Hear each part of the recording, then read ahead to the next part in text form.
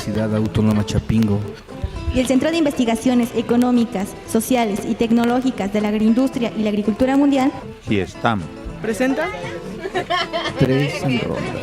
Tres en Ronda. Híjole, estamos de regreso. Somos somos tres en ronda. Es lo malo de regresar juntos. Exactamente, es lo malo de regresar juntos. Estamos en tres en ronda, análisis universitario de coyuntura. Estamos regresando después de prácticamente un año. De estar fuera del aire por razones X, Y y Z, pero ya estamos de regreso en su programa, programa que se ha dedicado durante 7 años prácticamente a transmitir semanalmente un análisis acerca de la coyuntura local, nacional, internacional, mundial e intergaláctica, de tal modo que estamos siempre atentos a las circunstancias. Los saluda su amigo Álvaro Reyes Toski y por supuesto agradecemos a la administración de Radio Chapingo este espacio para poder estar en contacto con todos ustedes. Como en aquel tiempo se estilaba y ahora lo recuperamos, está conmigo es el equipo ahora de producción y el equipo de locución que hace posible este programa. Te agradezco nuevamente y te doy la bienvenida, Jorge Ocampo Ledesma. Sí, muchas gracias, buenas tardes, amable auditorio. Pues regresando con mucho gusto y con mucho entusiasmo a esta frecuencia de Radio Chapingo. Ahora ya no es el 1610 de amplitud modulada, ahorita nos van a recordar cuál es exactamente la amplitud. 1130. 1130 de amplitud modulada para todos. Y bueno, también lo pueden consultar en internet, poniendo solamente así Universidad Autónoma Chapingo, Radio Chapingo, y va a aparecer una mazorquita en forma de micrófono y ahí dan el clic para poder acceder a la señal de Radio Chapingo.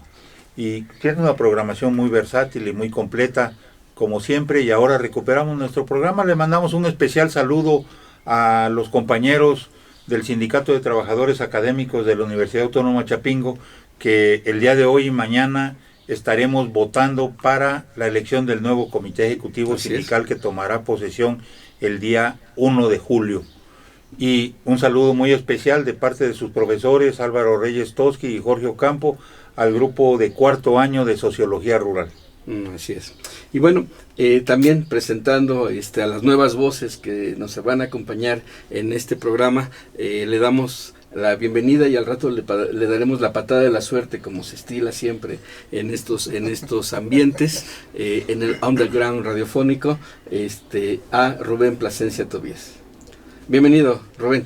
Muchísimas gracias por invitarnos en este espacio universitario a tener una participación con nuestros compañeros y a tener la oportunidad de podernos comunicar con toda la comunidad del Estado.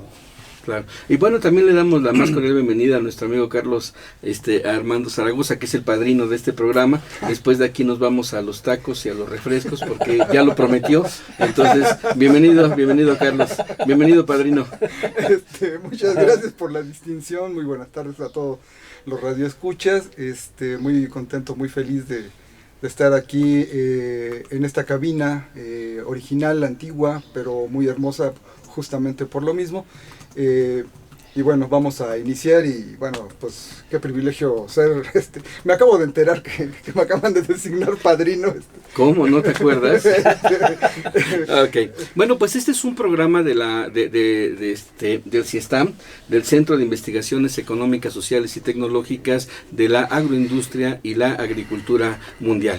Y bueno, pues ahora sí ya sentados todos en la mesa, ya puestísimos para trabajar, para analizar, para reflexionar, pues hoy tendremos que retomar este trabajo de análisis de la circunstancia y de la coyuntura, y bueno, pues el caso Trump está en la mesa, por muchas razones, ya estaremos platicando en su momento. Mientras tanto, bueno, les comentamos que ya estamos en las redes sociales, en el Facebook de Álvaro Reyes Toski, ya estamos ahí colocados y atentos a lo que usted nos pueda también comentar por esta red, y también se está transmitiendo en la página de la Unidad de Producción Digital del CIESTAM. Por supuesto, agradecemos el acompañamiento de nuestros compañeros de la Unidad de Producción Digital, la compañera Guadalupe Betancourt y Alfredo González Domínguez, y por supuesto saludamos allá en los controles a Pau Dávila, que se reincorpora con nosotros también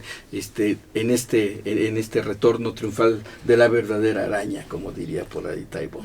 Exactamente. Bien, pues, ¿qué les parece si ya con esto, ahora sí, vámonos a nuestra primera sección, portafolios con Jorge Ocampo?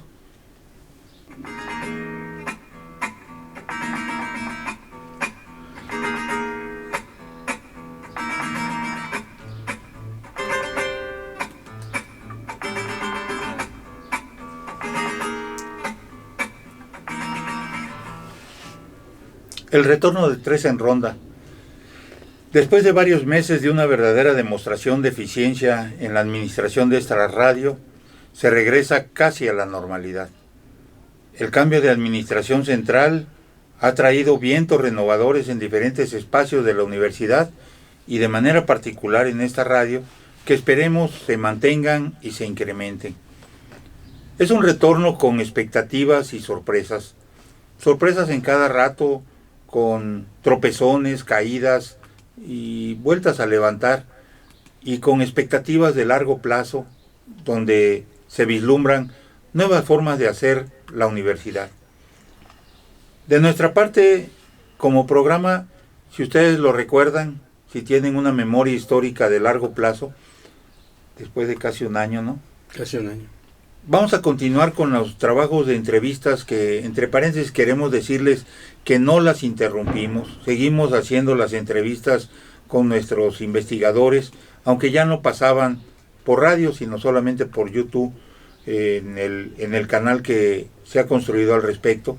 Pero vamos a continuar con los trabajos de entrevistas con los maestros integrantes del Sistema Nacional de Investigadores, para demostrar la validez de la investigación, hoy bastante asediada desde las sazonadas dentro del CONACYT, donde se confrontan inclusive con su directora María Elena Álvarez Bullía en la defensa, destacando la defensa de la investigación, y pasando por la Secretaría de Educación Pública, donde ahora sí, desde el gobierno federal y en la voz de Luciano Concheiro, en la Secretaría de Educación Pública, se anuncian recortes a los llamados privilegios de los investigadores, sin especificar cuáles privilegios, hasta los de nuestros consejeros universitarios, que siguen en la ruta en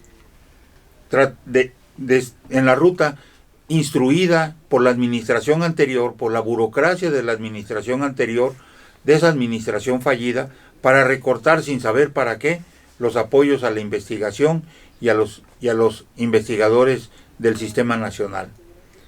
Paradojas de una institución que ha hecho esfuerzos durante más de 30 años para reponer la estructura de investigación y posgrado perdida cuando el Colegio de Posgraduados se separó de la naciente universidad, y esta universidad, Chapingo, nació sin esa estructura de investigación y posgrado. Más de 30 años nos tardamos en reconstruirla. Con todo, la vida avanza. Estamos frente a un proceso de refundación universitaria que anuncia por lo menos 3 décadas de construcción a la vista en el horizonte. Enhorabuena, ya hablaremos de esta construcción universitaria de largo plazo en este proceso de refundación. De ello hablaremos próximamente. Bienvenidos todos.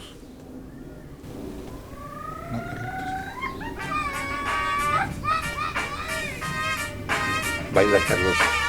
El dinero como cucarachas, ¿y de qué le sirve si el rector lo mata? Dime, Donald Trump, ¿cuál es tu problema? Los mexicanos no nos buscan guerra.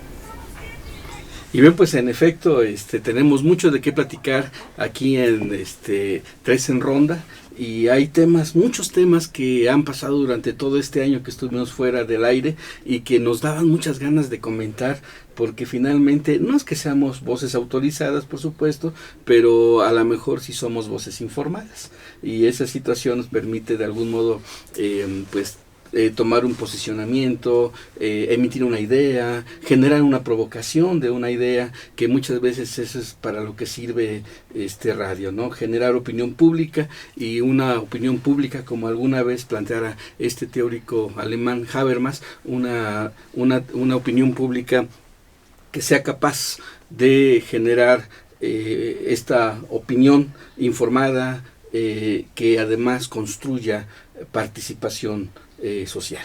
Entonces, exactamente, entonces la comunicación es fundamental en ese sentido, pero bueno, pues ahora lo recuperamos y tenemos que recuperar y tenemos que plantear las cosas que están ahorita en el momento, en el tintero, lo que se está discutiendo y lo que estamos viendo. Y el tema el día de hoy es Yes, Mr. Trump. ¿Por qué Yes, Mr. Trump? Quiero hacer un comentario. Tenemos una revista en internet, algo que hemos estado desarrollando últimamente. La revista se llama Sapereau de Ciencia, y en la maestra Rocío Cruz Uscanga publicó un artículo que así se llama, Yes, Mr. Trump. Y esto lo hizo a propósito precisamente de pues es todo esto que hemos sido testigos últimamente, la relación bilateral con Estados Unidos, y por supuesto la imposición de ciertos condicionamientos a la política migratoria nacional, a partir precisamente de pues la amenaza de imponer aranceles, primero del 5% y posteriormente más, en caso de que el gobierno mexicano no reaccionara positivamente a los intereses de Estados Unidos. Y bueno, pues todo lo que ha sucedido precisamente a raíz de las reuniones que tuvieron el secretario de Relaciones Exteriores con las delegaciones norteamericanas, y bueno, todo lo que ha pasado ya en estos días también con respecto precisamente a la política migratoria de este gobierno mexicano y la reacción. Y pareciera ser que en el juego, en el tablero, vamos perdiendo, ¿no? En el tablero México tiene que replegar hacia atrás piezas, y por lo menos eso parece a primera vista. Pues se nos ha impuesto una política migratoria a raíz de una amenaza comercial. Esto está directamente vinculado en este momento con el proceso de reelección de Donald Trump, que curiosamente ha establecido una política hacia afuera de batallas precisamente arancelarias con China, con Rusia, y apenas el día de antier sabíamos la batalla que va a empezar con la India. Y el caso de México, pues digamos que está sumergido en este contexto, donde el señor incluso acaba de decir que si no votan por él, vendría un cataclismo en la economía, precisamente porque él la ha colocado al borde del abismo. Pues esto es lo que tenemos en este momento de Yes, Mr. Trump, porque finalmente tuvimos, el gobierno mexicano, el gobierno de Andrés Manuel López Obrador, tuvo que decir Yes, Mr. Trump. ¿Qué tenemos que decir acerca de esto? Jorge Ocampo. Bueno, mira, una de las cuestiones importantes de esta situación es que durante muchos años después de la Segunda Guerra Mundial, quien se levantó como el país dominante, el país hegemónico, quiere decir con un dominio indiscutible durante algunos decenios, fue sin duda Estados Unidos. Estados Unidos fue quien ganó la Segunda Guerra Mundial. Con ello se colocó en la punta de la hegemonía del dominio mundial, y con este dominio mundial prácticamente empezó a organizar su estructura global, su estructura planetaria.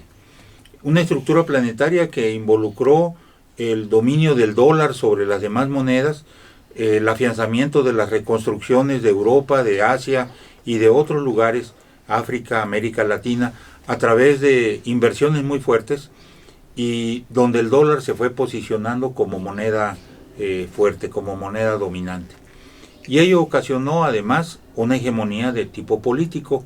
No había posibilidad de contestar ninguna de las agresiones, ninguna de las provocaciones que el gobierno norteamericano hacía al resto de los países, salvo dentro del contexto de la Guerra Fría, es decir, con Rusia y con la Unión Soviética en aquel entonces y sus aliados. De tal manera que Ese proceso pronto se vio, digamos, desdibujado y entró en un proceso de crisis, sobre todo a partir de mediados de los años 60 y principios de los 70. Prácticamente ya teníamos la crisis de la hegemonía norteamericana evidenciada en diferentes formas. Una primera forma era la confrontación muy fuerte a nivel nuclear entre la Unión Soviética y los Estados Unidos, pero al mismo tiempo el surgimiento del bloque petrolero de la Organización de los Países Exportadores de Petróleo, y sin duda uno de los elementos significativos fue el desplome del dólar frente a otras monedas como el marco alemán, que todavía en aquel tiempo existía. Poco a poco se fue reconfigurando el desbarajuste de la hegemonía norteamericana y surgiendo propuestas alternativas como la Unión Europea. En ese proceso también se desmanteló la Unión Soviética. ¿Acaso, siguiendo a Immanuel Wallerstein en su texto Después del liberalismo, acaso podamos entender que la hegemonía norteamericana se rompió por el hilo más delgado, es decir, la confrontación o el dominio hegemónico también de la Unión Soviética? El desbarajuste del llamado socialismo real anticipa la caída del dominio norteamericano.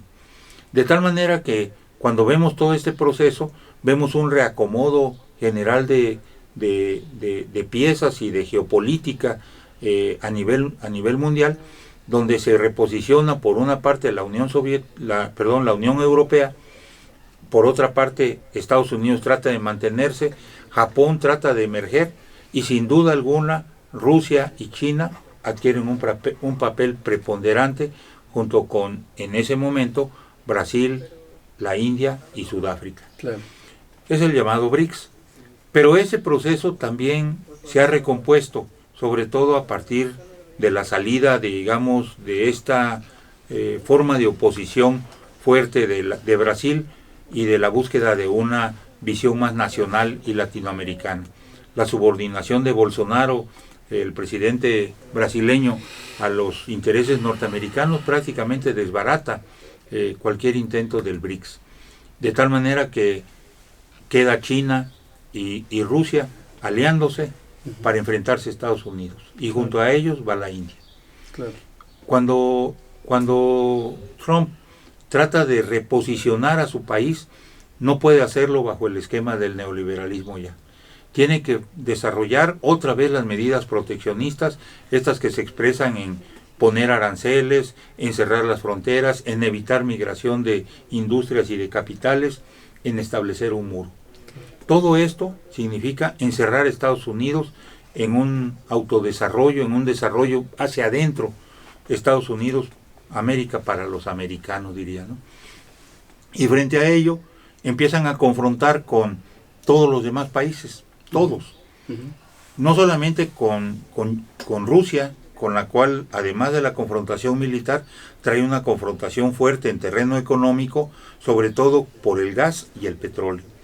Pero también con China, porque China tiene un proyecto. Bueno, China sin lugar a dudas en los años 50 tenía que haber dicho yes, Mr. Trump, pero en los años del 2017 China ya no dice yes, Mr. Trump. Claro, de hecho. Dice, si me vas a estar molestando con esto, voy a retirar la compra de bonos de las inversiones norteamericanas, de tal manera que entonces retiro mi participación económica en el sostenimiento de la economía norteamericana. Y si me pones aranceles, yo le pongo aranceles a los tuyos, y eso trae como consecuencia el desbarajuste de todas las bolsas a nivel mundial. Claro. Y junto a ello, ya con una confrontación con Rusia y con China, ahora aliados contra Estados Unidos, China abre la ruta de la seda, o las 4 rutas de la seda, hacia Europa, y logra empezar a posicionarse como una economía fraterna, pues no fraterna, hombre, en los negocios no hay fraternidad. Claro. El capital no tiene amigos. Sí, una economía, o sea, pero intervienen los chinos de manera fuerte, de manera amistosa con los europeos, y abren las posibilidades de una mayor inversión china en Europa. Claro. Y ello coloca a Europa enfrentado a Estados Unidos, fuera de la órbita de Estados Unidos. Sí, yo tengo una interrogante, algo que de pronto hoy escuché de un muy querido profesor aquí de la universidad, el maestro Reyes Altamirano. Él fue entrevistado por un grupo de estudiantes y él les decía que no hay, el proceso de la globalización no tenía retorno, que ya estábamos en medio de ella y esto no tenía retorno, y sin embargo pareciera ser que Trump desmiente esta situación, porque la globalización, si bien es un proceso que va emparejado a las cuestiones económicas y a las cuestiones políticas y a las cuestiones culturales, de pronto esta nueva situación, este nuevo escenario que nos coloca Trump es un retorno a las viejas reglas, tú lo dijiste, del proteccionismo, no del Estado benefactor, pero sí del proteccionismo, como una especie de cierre de fronteras que nos lleva ya a otra lógica. Y sobre esta situación, ¿sí será posible salir de la globalización? ¿Sí será posible tener un retorno? No sé, me gustaría ahora escuchar las voces de nuestros queridos amigos. Sí. Bueno, yo también tengo algunas preguntas, por ejemplo... no se vale, yo ya te hice la pregunta. Bueno, hay un carácter casi profético, lo último que señalabas, Álvaro, es decir, de las amenazas, ¿no? En un sentido de una amenaza que si se cumple la expectativa de ser reelegido nuevamente Donald Trump, yo desconozco realmente cuál sea el puntaje que se tenga en la expectativa de que pueda repetir nuevamente como presidente, ¿no? Para poder lanzar esas amenazas proféticas de que si llegase él haría tal o cuales cosas, ¿no? Parece ser que las profecías y la política no van de la mano, nunca han ido de la mano gustosamente, ¿no? Parece que no hay muchas coincidencias en los juegos de tableros sobre estas apuestas al futuro, ¿no? A mí me queda un poco incierto y una actitud muy descalificada de entender la política bajo esas prerrogativas de asumirse como dueños del tiempo, ¿no? Habría todavía que ver en este pequeño espacio todo lo que pudiera darse. Claro. Para tener una seguridad en un juicio como el que emite él así de manera muy categórica, ¿no? Tendría que ser un poco más prudente en ese sentido. De hecho, nada más que tenemos un presidente en Estados Unidos, o más bien ellos tienen, afortunadamente nosotros no. Nosotros tenemos otro también del cual hay que preocuparse, pero ya lo platicaremos en su momento. Pero tienen ellos un presidente que ha sido irresponsable políticamente desde el inicio. Pero curiosamente, su irresponsabilidad política es lo que lo llevó al poder. Aquí en Tres en Ronda y en 2 Millennium 3, desde antes de que llegara Donald Trump, sí decíamos que esta posición de Donald Trump, de su batalla y su campaña en contra del extranjero, la búsqueda del fortalecimiento del mercado interno, la cerrazón, por supuesto, a los flujos de la globalización, le iban a dar el triunfo. Y justo el día que se estaban llevando las elecciones, nos tocó transmitir. Y justo en ese día, aquí hacíamos el vaticinio, nos apropiamos un poquito del futuro inmediato y dijimos que Donald Trump iba a ganar, precisamente porque el secreto de su política fue precisamente ser irresponsable. No se manejó bajo la dinámica de la cortesía política que normalmente se tiene que guardar en los procesos electorales, sino que exacerbó precisamente el ánimo, exacerbó la xenofobia, exacerbó la cuestión de las clases medias norteamericanas, que son prácticamente los que lo llevaron al poder, diciéndoles que los demócratas no habían hecho absolutamente nada por ellos. Y el miedo. Sí, y además el miedo. O sea, esa dinámica del miedo, pues era todo esto conjugado, estalló precisamente al triunfo de Donald Trump. Y ahora que viene a la reelección, está retomando los mismos discursos, la misma actitud, pero además ha generado condiciones, ya Jorge lo explicaba, condiciones de en las cuales va a ser muy difícil que los Estados Unidos puedan moverse sin Trump. Esa es un poquito la idea que me da ahora con sus batallas campales arancelarias, ¿sí? Pareciera ser que todo eso está incluso construido como para mandar un mensaje no solamente al mundo, sino a su ciudadanía, sino al electorado norteamericano, para decirles, miren señores, tengo agarrado al gobierno mexicano de los cabellos, ¿sí? Y no se puede mover porque yo soy el que lo tiene controlado. Y es un mensaje electoral. Eso es el mensaje que dice, ya con esto yo estoy librando a Estados Unidos de la migración internacional que nos estaba amenazando con todas estas caravanas que venían de Sudamérica para acá, ¿no?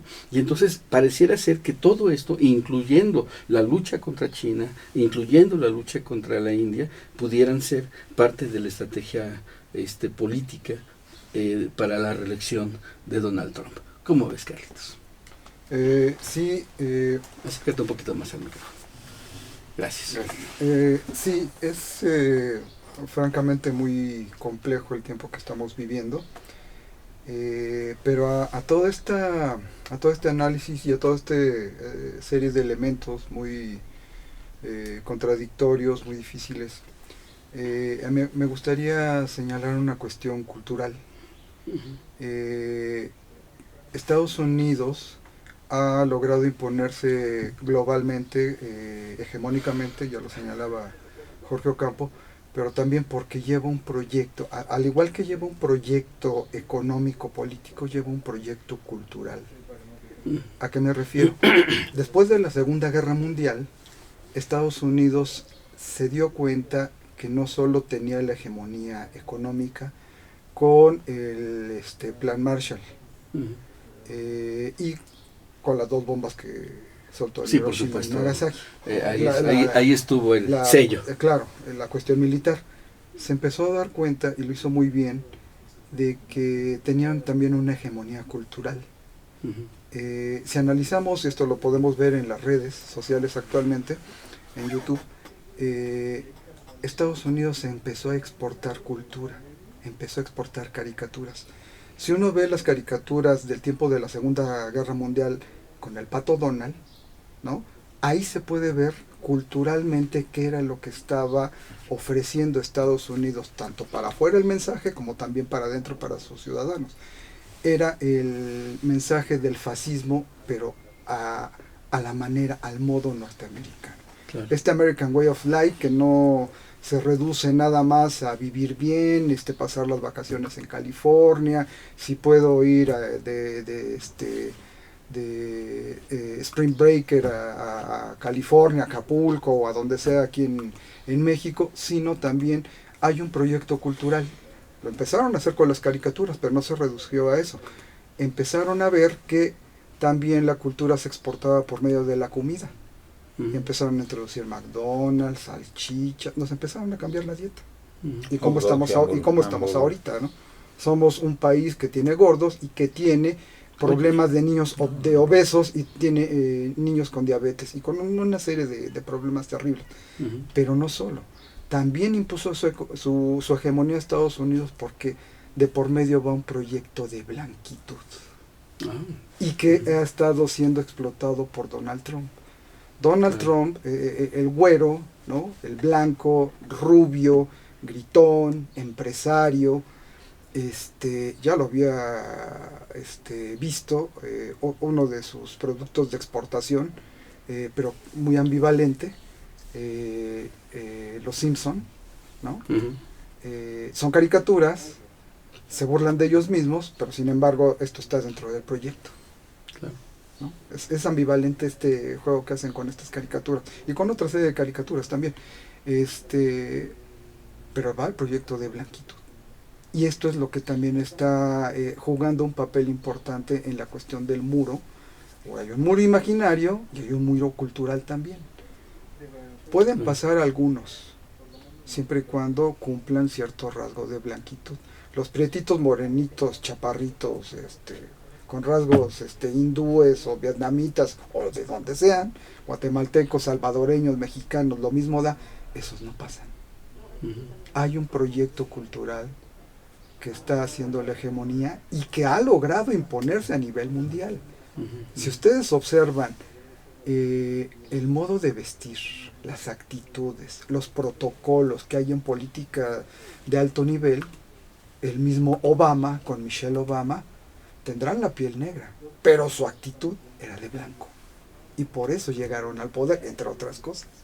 Y creo que también ese elemento es muy importante y hay que tomarlo. Sí, por supuesto, la cuestión de cómo es que precisamente en este momento todas esas cosas se están conjugando, ¿no? Exactamente, están bregando para yo que te diría que hoy la gente ya no lee tanto al Pato Lucas, pero ve a los Avengers, ¿no? Por supuesto. En el cine, y dentro de toda esta estructura de los Avengers hay todo un discurso completamente pro-nazi y pro-gringo, además. Así es. ¿Quién ha propuesto esto de la blanquitud y le dio en el blanco? Nuestro gran querido maestro Bolívar Echeverría Andrade. Okay. ¿No? Uno de sus libros, La blanquitud americana, ¿no? La blanquitud global, algo así, no recuerdo, pero es sobre la blanquitud. Ahí. Bueno, ahí pues entonces ya tenemos el panorama más complejo. Jorge Ocampo. Pues mira, una de las cuestiones importantes de lo que decías es que esta afirmación de Reyes Altamirano sobre nadie se puede zafar de la globalización, es efectivamente que estamos en un proceso. Bueno, habría que ver que la globalización tiene 25,000 formas de entenderse. Claro. Entonces, yo por lo menos entiendo la globalización como un proceso de mundialización. Y ese proceso de mundialización que ahora incluye toda la dimensión planetaria, es precisamente, pienso que es a lo que se refiere Reyes Altamirano.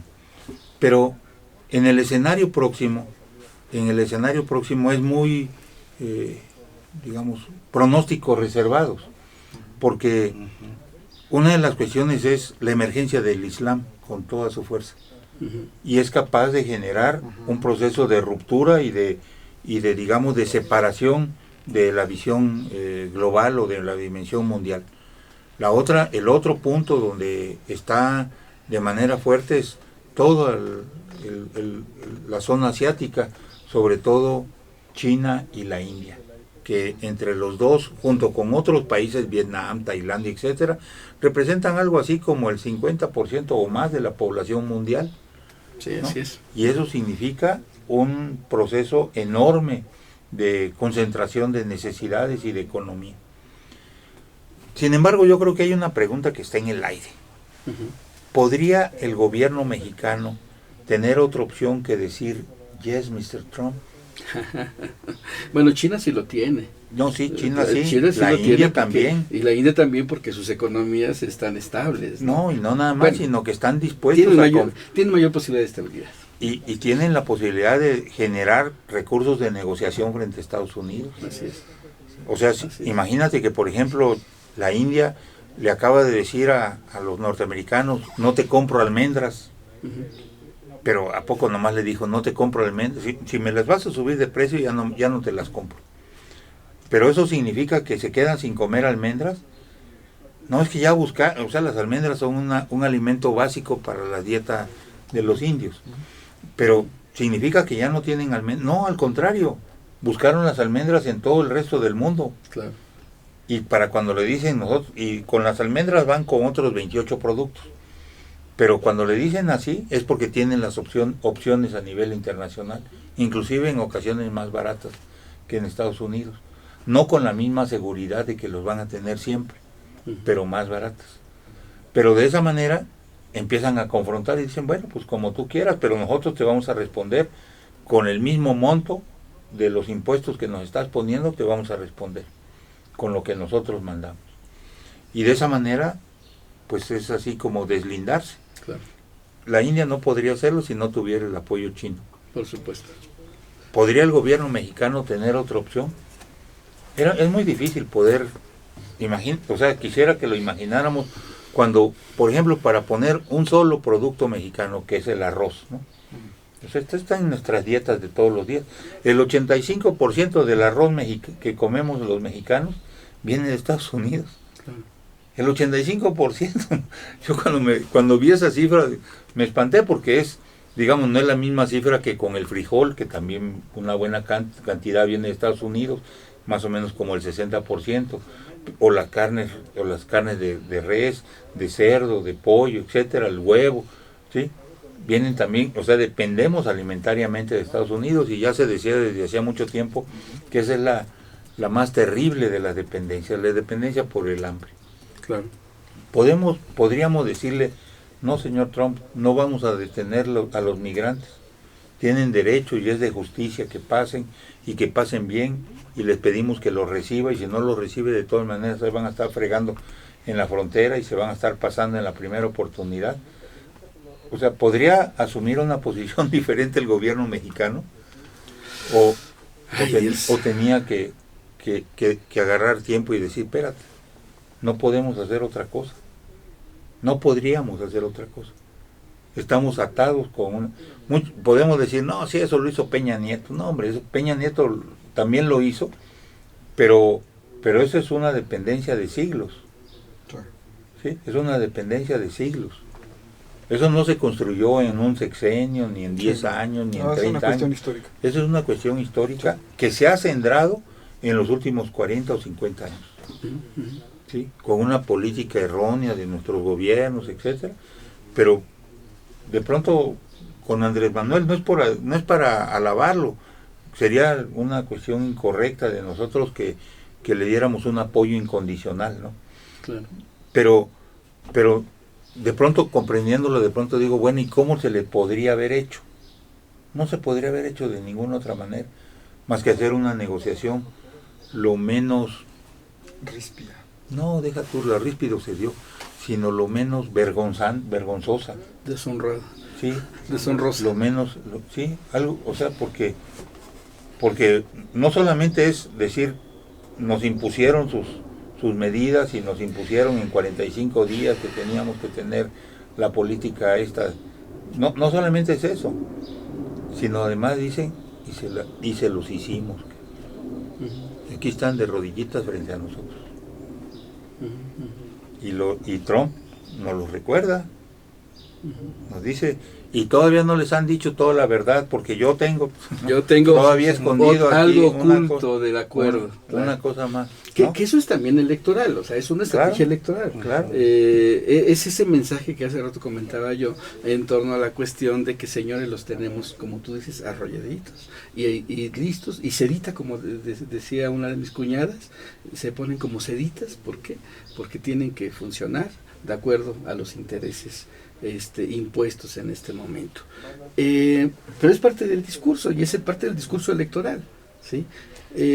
Pero además sí hay mecanismos muy concretos, entre los cuales pues, precisamente los dispositivos son para eso, ¿no? Para poder controlar y para poder redireccionar la voluntad del otro hacia la voluntad de uno. Eso es el poder. Y en ese sentido, Donald Trump refleja buen músculo para, por lo menos con respecto de México, aunque esté perdiendo la batalla en los mercados, en los grandes rings, ¿no? En los grandes escenarios con la India, con China y con Rusia. Con la Unión Europea. Y con la Unión Europea, en efecto. Entonces, en ese sentido, México ha tenido erróneamente, quizá habrá que analizarlo, una dependencia de la economía norteamericana. Prácticamente, hasta donde tengo entendido, el 65% del comercio internacional que generamos en México es con Estados Unidos. Y entonces un 5% a los aranceles en ese momento hubiera resultado catastrófico para la economía, para nuestras condiciones económicas. Y también para la norteamericana. Claro, por supuesto. Sí, para los consumidores norteamericanos hubiera sido catastrófico para ellos. No voy a hacer la apología de Felipe Calderón, pero escuchaba una entrevista y él decía que sí había formas de negociar con los Estados Unidos y de incluso presionar a través de ciertos productos que afectan directamente no solamente a los consumidores, sino a las grandes empresas en Estados Unidos, que podrían haber generado una reacción de tales actores hacia el gobierno norteamericano. Pero bueno, es bien fácil decirlo cuando ya no estás en la administración. Y cuando nos dejó ensartados. Y cuando nos dejó en medio de toda una situación bastante más compleja de lo que uno podría suponer. Pero, bueno, la pregunta que tú haces es provocadora. podemos hacerlo, sí, siempre y cuando se hubiera planteado desde hace tiempo algo que el mismo Zedillo, incluso lo había comentado, digo, también hay que decirle mucho en contra de Zedillo, pero Zedillo lo había dicho. Zedillo había ya dicho que México tendría que reconvertir su estrategia y buscar el modo de el desarrollo interno para después ahí poderse vincular hacia los mercados internacionales. Y también Zedillo había comentado que México debería de buscar la diversidad de la colocación de sus productos de tal modo que precisamente pudiera equilibrar, digámoslo así, los flujos comerciales, pero también la dependencia comercial, ya no solamente con Estados Unidos, sino con distintos mecanismos y vías de salida. Pero eso lo dijo hace 10 años, hace 12 años, y no se ha hecho. Digo, no porque el señor tenga razón, pero de algún modo sí tenía razón. Bueno, la supeditación económica y política a un país no es la entrega total de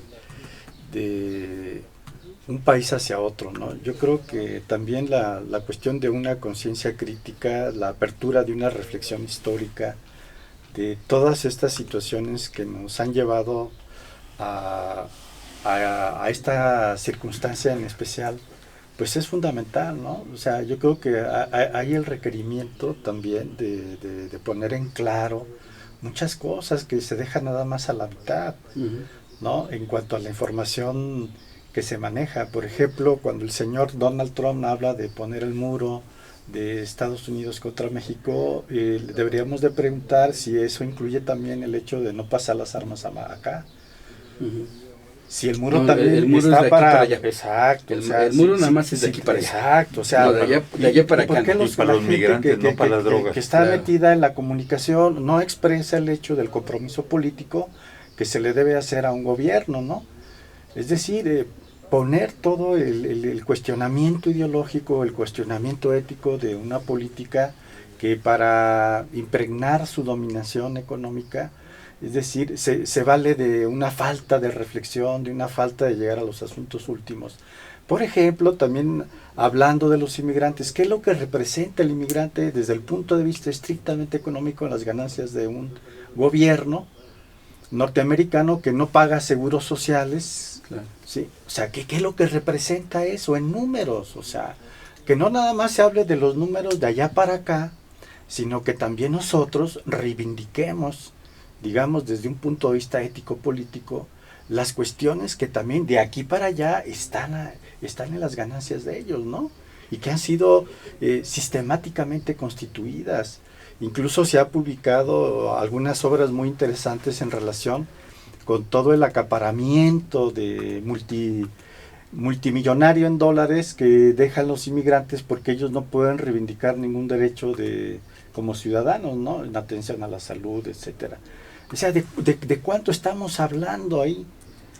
Por ejemplo, ¿no? Que se vea o que se haga notar, efectivamente, que no es nada más de allá para acá, sino que también ellos tienen una situación de dependencia, ¿sí? Con respecto a los países como el nuestro y de Latinoamérica, ¿no? Porque un norteamericano no va a trabajar el campo por $20. Claro, por Ni supuesto.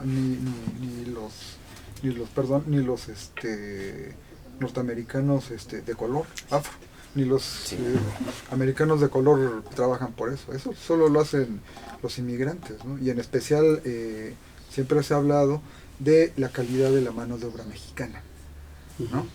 Y también habría que retomar una cuestión histórica que se ha dado en relación con ¿por qué no por qué no tenemos una especie de margen? Esto que señalaba con la pregunta Jorge muy atinada, ¿por qué no tenemos ahorita cuando coyunturalmente tenemos estas situaciones y por qué no tenemos prácticamente ningún margen más que decir yes, Mr. Trump, ¿no? Y que nos lo remarcan y miren, conste que los voy a dejar hincaditos, ¿no? Cuidado. ¿Por qué? Porque los mismos Estados Unidos, y esto lo sabemos, ha sido una política ya de décadas, han inmiscuido sus manos en desestabilizar gobiernos, Y en América Latina lo sabemos bien, en los países asiáticos lo saben bien. ¿Por qué no tenemos esta independencia agroalimentaria o de desarrollo tecnológico o también de desarrollo científico que nos permitiría tener un margen económico más amplio frente a este tipo de cuestiones coyunturales? ¿Cuántos presidentes ha tenido Estados Unidos desde su independencia hasta ahorita? ¿Y cuántos presidentes hemos tenido nosotros? La estabilidad política significa estabilidad científica y tecnológica. ¿Por qué no nos hemos podido desarrollar? Porque aquí hemos tenido un margallate de presidentes y de inestabilidad porque aquí no tenemos estabilidad política. Exactamente. Entonces, y buena parte de esa inestabilidad política la han provocado los mismos Estados Unidos, ¿no? Claro. Pues yo solamente quisiera completar mis participaciones con... Podemos tener sorpresas, podemos generar sorpresas. Puede haber alguna situación nueva, un escenario, digamos, se puede mover el escenario. Y yo digo que hay dos condiciones. Una primera condición es que Trump también enfrenta una situación interna de conflicto. Sí. Digamos, él está haciendo su lucha por reelegirse y Claro. trata de allegarse, pero también tiene una confrontación muy fuerte dentro de los mismos republicanos y con los demócratas, y con amplios sectores ahora de su clase media. Sí. Digamos, México, cuando vino el impuesto al fierro y al aluminio, cuando se estableció el impuesto a los de Canadá y a los de México, el gobierno mexicano respondió con una política muy atinada. Dijo, me pones tal cantidad de impuestos, pues de dinero en impuestos, te respondo con esa misma cantidad en impuestos, pero yo voy a decir a cuáles. Y se fue sobre los productos de las empresas del centro norteamericano, del medio oeste norteamericano, de las empresas que estaban exportando hacia México, pero que habían sido los promotores de la elección de Trump. Quiere decir que actuó continuo. Claro. ¿Sí? Claro. Dijo, pues me voy no sobre los que están confrontando a Trump, sino de los apoyadores a Trump, a esos es a los que les voy a pegar. Porque ellos son los que finalmente me están queriendo pegar a través de Trump. Claro. O me están pegando a través de Trump. Y lo mismo hizo Canadá. Y entonces rápidamente dijeron, no podemos soportar una embestida así. Y entonces empezaron a replicarle a Trump, ¿sabes qué? Quítales el... Y esa es la misma respuesta que están dando los de la India o los que están dando los de China, cada quien en su magnitud diferente. Y eso trae una serie de movimientos y de reposicionamientos al interior. Pero por la otra parte, yo creo que mal haría nuestro gobierno, y no creo que esté dejando a la deriva todo, sino que tiene que diversificar los mercados y tiene que abrir los espacios. Digo, esa misma solución se había planteado cuando Zedillo, se planteó cuando la crisis con Zedillo, se planteó la misma situación con Salinas de Gortari, con Miguel de la Madrid, y así nos vamos para atrás, así que yo recuerde, así hasta Echeverría estaba planteando una solución en el mismo sentido. Y ha sido una solución recurrente, pero nunca se ha organizado. Pero cualquier salida que empiece a tener el gobierno mexicano hacia diversificar mercados, hacia diversificar ingresos, eso le da un posicionamiento diferente. Y yo creo que lo que hace el gobierno mexicano es comprar tiempo. Está apostándole el gobierno federal a 3 años, 4 años, que le permita construir esta cosa en Dos Bocas, la refinería, ¿no? Allá en Tabasco, que le permita reconstituir la capacidad adquisitiva de la población, que le permita ampliar el mercado interno, que le permita, ¿sí?, tener una situación diferente. Está apostándole a esos 3 o 4 años. Y dentro de esos 3 o 4 años, bueno, está comprando tiempo para eso, y esa es, yo creo que es su apuesta estratégica. Y bueno, eso nos podría llevar a la idea de que puede haber sorpresas si los escenarios se mueven. Pues qué interesante. Y bueno, también apostar por el cambio en la presidencia de Estados Unidos, que gane Trump, Ya están prácticamente todos los santos puestos de cabeza, algunos martirizados para ver si nos hacen el milagro de que no gane Trump, porque también es parte del tiempo, ¿no? O sea, finalmente, mientras llega la nueva administración y mientras plantean sus nuevas estrategias, pues seguramente que ahí México tendrá un respiro. Pero qué triste, de algún modo, que tengamos que estar apostando al tiempo y no estar apostando a la reacción estratégica como tú lo acabas de plantear. Digo, ¿podría México hacerlo? Posiblemente, ¿no? Ya lo ha intentado, posiblemente, pero finalmente se requiere de una voluntad política que permita precisamente no violentar tampoco los procesos internos. Yo no me imaginaría una economía, nuestra economía, con todos estos problemas de decisiones no productivas, o sea, toda esta cuestión del dinero hacia a favor del pueblo, que ha sido la política de AMLO, de pronto contravenida con un 5% en los aranceles, y además con la amenaza de que esto podría ir creciendo si en efecto México resiste a la manita de puerco que le estaban aplicando, ¿no? Pues bueno, pues ahí está el problema y ahí está nuestra circunstancia en este momento. Estamos ya a unos minutos de terminar el programa y entonces, a 2 minutos de terminar el programa, entonces pues agradecerles a todos ustedes que estén con nosotros, a todos ustedes, amados radioescuchas, qué bueno que nos sintonizaron por la frecuencia del 1130 de amplitud modulada, Radio Universidad Autónoma Chapingo. Y por supuesto les agradecemos a todos los que aquí están. Gracias Carlos Armando Zaragoza, gracias Rubén Plasencia, gracias Jorge Ocampo. Y bueno, por supuesto a los compañeros de la unidad de producción digital que estuvieron aquí haciendo todo su esfuerzo para que saliera esto por vía streaming.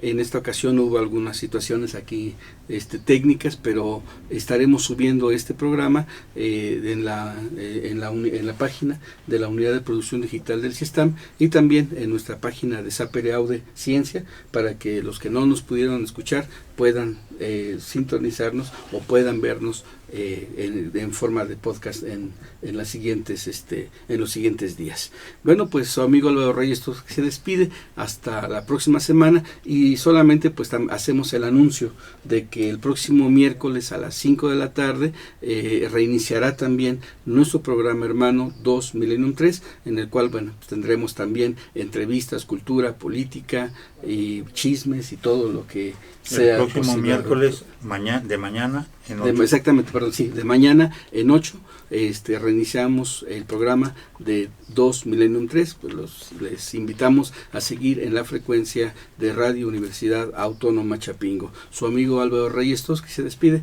hasta la próxima ocasión. Muchas gracias, pasen una muy buena tarde.